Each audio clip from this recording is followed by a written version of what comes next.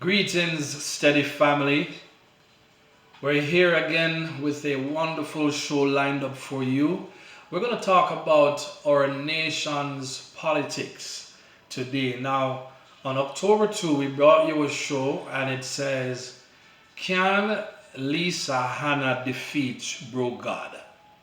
Well, you know what? Since then, we have another interesting party who has joined the conversation.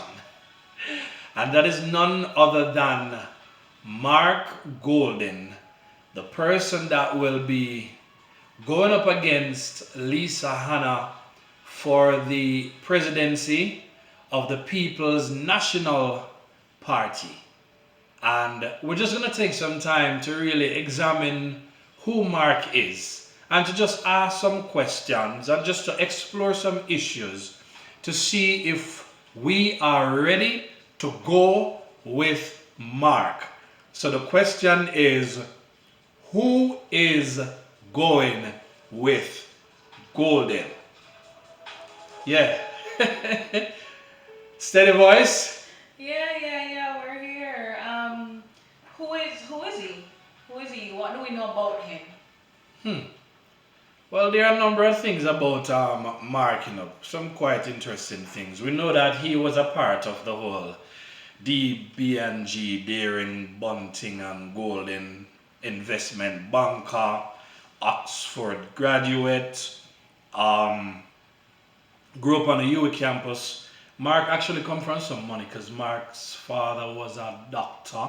I believe that's where he served for a while. He was an orthopedic surgeon in World War II. Yeah. So he served the soldiers there and those kind of things. So he has expertise in finance and law.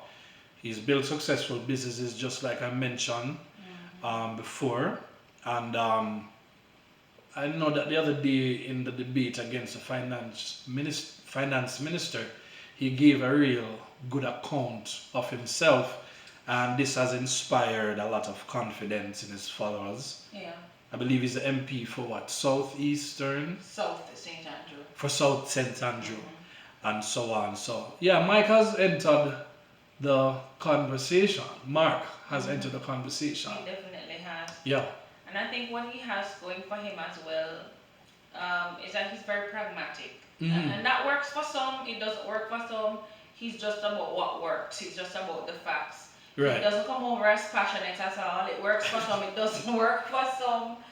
But he was quite stoic in the debates. Yeah, he's described as stoic, but you know what? He was true to himself. Because that's how he always comes across this way. I saw him in an interview, heard him actually in an interview, being very passionate, and I wasn't sure that it was him. Okay, so yeah, it's uncharacteristic of him to be anything but. So he has colorful sides to his personality as well. Partly.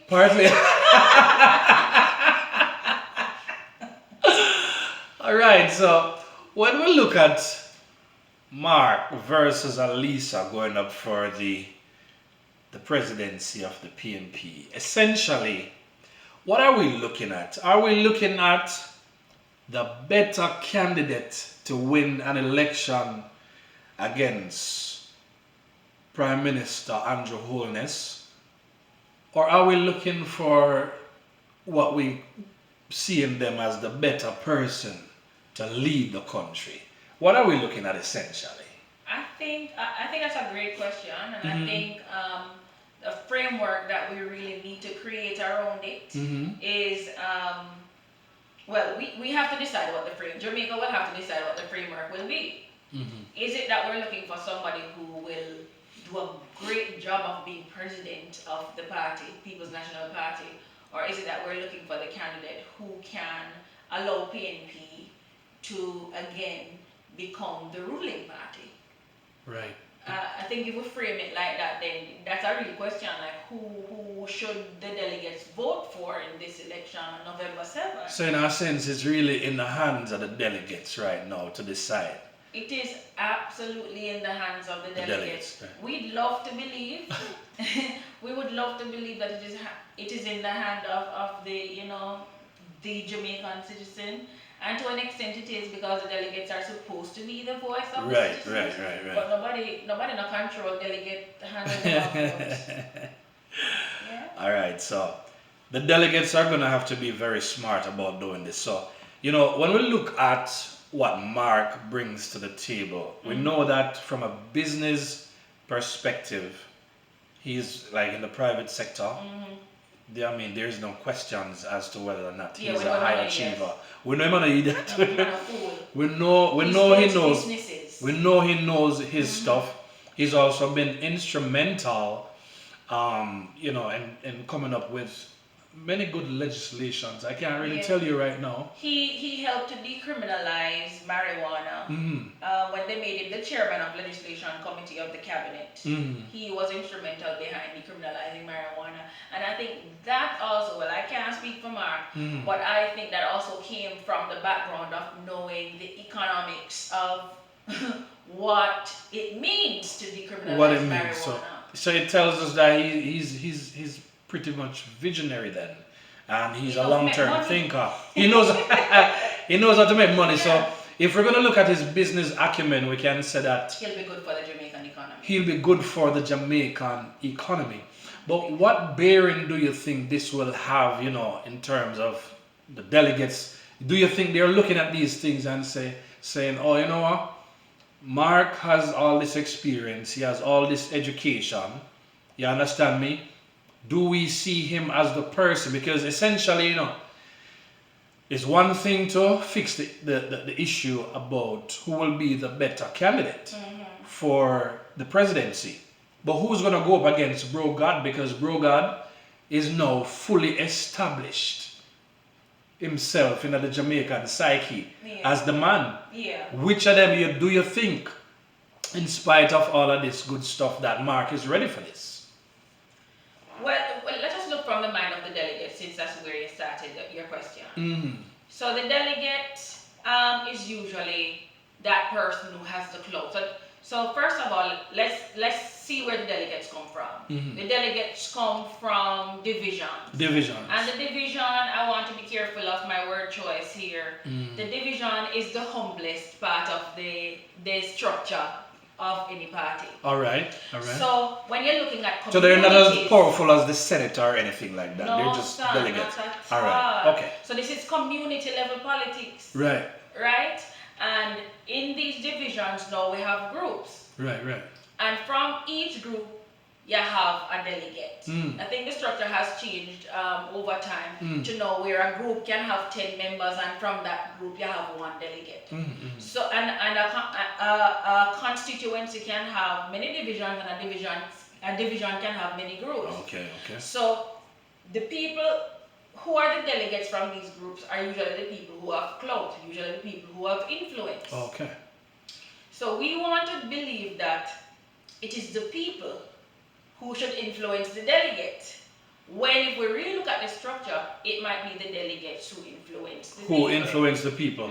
Okay, so that's going to be very, very important. So for the delegates, the one thing we can say to you guys right now is think ahead, because this is not just about what's going on within the party and who you prefer.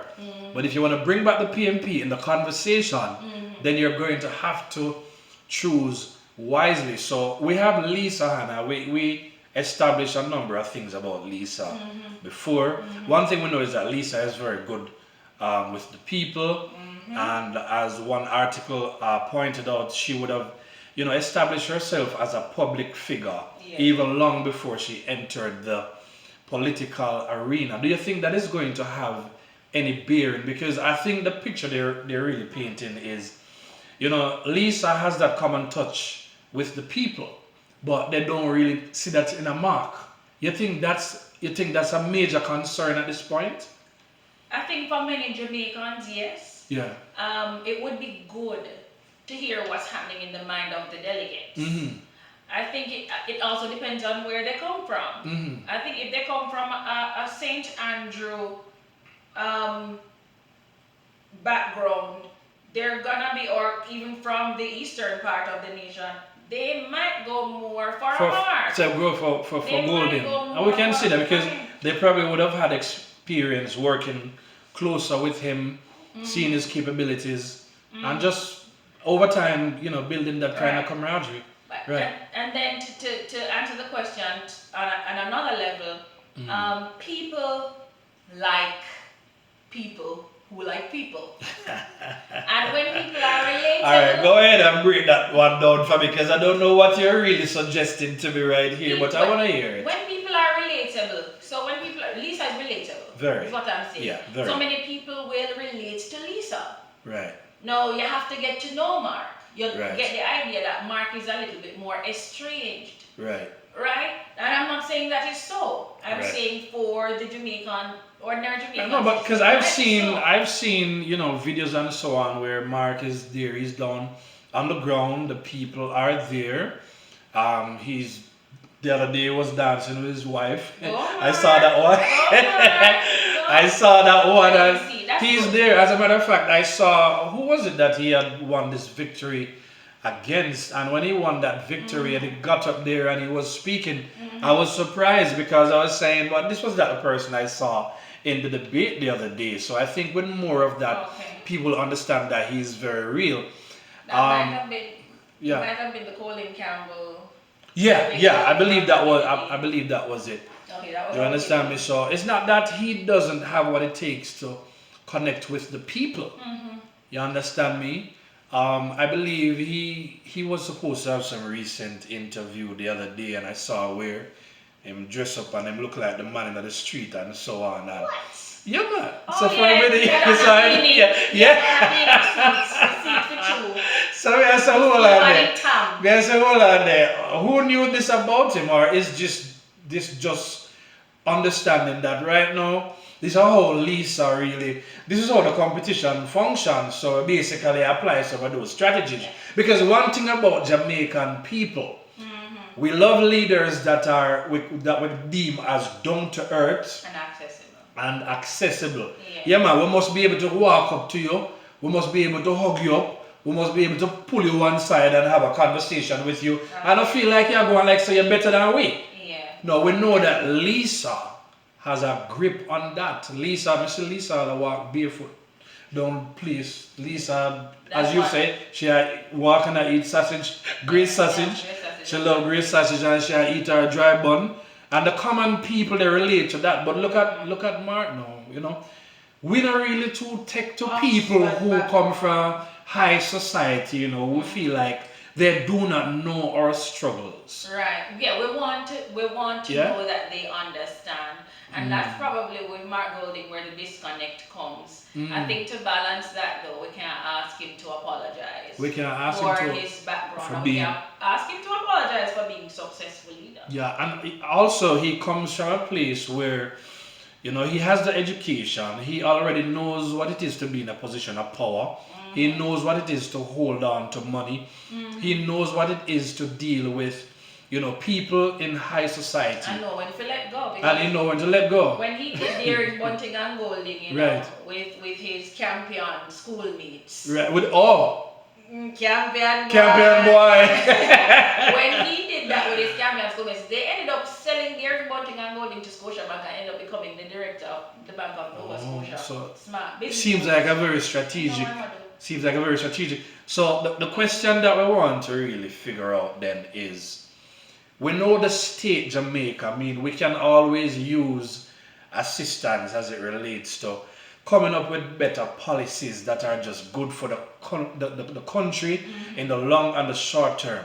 Him already have the look, and we can't really get over that. So people with a certain type of look just tend to work on the international scale. So we believe that he would have that appeal. So we know the state, the country, the economy, just so many facets of society. We need that kind of expertise and acumen. So the question is, are the people ready for this kind of prime minister that don't look like me and don't look like the common Jamaican? That's a very, very good question. And I'm glad you brought up both sides, that the world will see this and jump on this.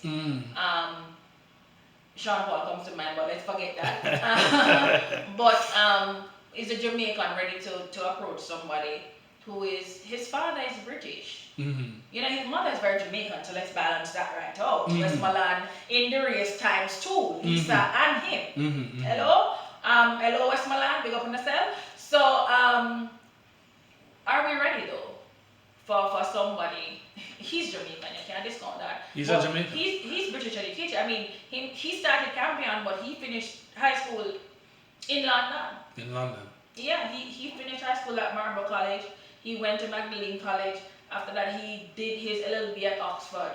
And to balance it, let's bring him back home. He did do his law schooling at Norman Manley. And that's good. I mean, clearly he grew up having a lot of options to be able to do things, and you can't knock somebody for doing that. Absolutely not. But the Jamaican people, as I know, I'm ready for it. we might not be ready to embrace True. such a person. True. Especially when you're going up against a Lisa. Come and tell you something. Just like a Mama Pina, Lisa has that hold, and you can see right now they have something going around. Young people for Lisa.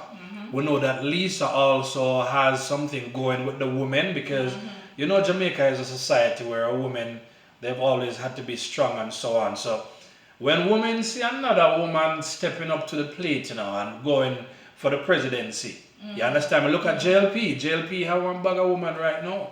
Right. In the cabinet and so on. So I'm saying people are looking at this and they're basically making they're looking at it and they say this looks appealing to us. So I believe Lisa has that going for her. You understand me? So the question is, how does Mark bridge that gap within a very short period of time? Mark has something going for him. Here's what it is. Right. He has some stalwarts in the People's National Party who are backing him. So since you brought up the whole idea of allies, let's talk about allies. But it's very interesting. I'm going to point out everything because the facts are just what they are. So Mark has Fenton Ferguson going for him. Fact. Fenton Ferguson says Mark has the skills. Fact. Fenton Ferguson lost his seat. Mark Golding has Dayton Campbell going for him. Right? Dayton says Mark can bring back the unity. And nobody else should be. You know what? Let's just leave it at that. Right. Fact. Dayton Campbell lost his seat. Right. He has Angela Brownberg going for him. Angela Brownberg is in the same parish, neighboring constituency in St. Andrew, who she has retained her seat. Now that's good. So we look at the people who are backing Mark. They have a lot of clout in the party. They have a lot of clout in the party. But do they have a lot of clout with Jamaicans? They lost their seats. They lost their seats. Lisa also has a number of persons who've indicated their support for her. Did you actually look at any of those? No, what I went ahead and did, I looked at the comparison between how Lisa won her seat and how Mark won his. Oh, let's talk about that. Let's talk about that. So Mark won his seat. So everybody established long time over and over again that Lisa won by 34 votes. I know Lisa has Mikhail. You understand me? I'm just looking at Facebook right here. No problem. So she has Mikhail, which is Peter Phillips' son, youth representative. I'm seeing she's getting support from the youth representative for the PNP as well. And you know, can I just put a spin on that quickly? Like Go ahead. You brought up Mikhail Phillips Go and ahead. Lisa Hanna, and let's look at the relationship that Bunting has had with Mark Golding, and let's look at the parallels of who is supporting. Valerie Nita, just to throw that in, continue. Don't want to cut you off. Go ahead. So we're saying we had a race between Bunting and Phillips, and now we have a race between Golding and Hanna. And the question is, can we really unite the PNP with these two prospects because they seem to be coming from the same factions. It's just a question. I can leave that one. Only the people on the ground can answer that, or the people responsible for making the decision. But yeah, she's pointed out a number of others. You know, I believe I said Natalie Nita before, Andre Horton. We have Ezekiel Russell, Kerry Thomas, Dwayne Vaz, Janice Allen, Maurice McCurdy. So she has a lot of backing too. So yeah, and there are others, but I won't go into the whole. No, Naming PNP, out every single person. It's PNP, so if you look at the whole long list, you're going to find a long list for her, you're going to find a long list for him. So Lisa is running with Bring Back the Love. Now that is quite unifying, because you know the PNP party is always about the people. So that's a good one. You understand me? The Bring Back the Love kind of situation. So people can relate to that, especially with the whole heap of disunity that's been happening within the People's National Party. So that's something that she's running with. And again, we'll come back to the question. Who's going with Golding, in light of everything that we've talked about now? For the people in the comment section, we want you to go ahead, and just to comment who you feel is the better candidate at this point.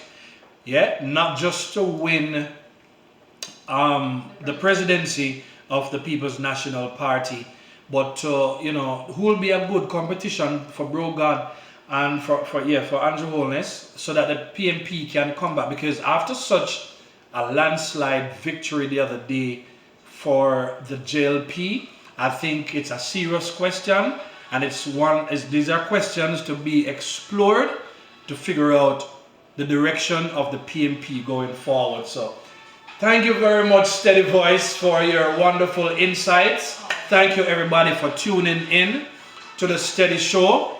Yeah, let's keep the conversation going. Yeah, please remember to like, share, and subscribe. Thank you very much for viewing, everybody.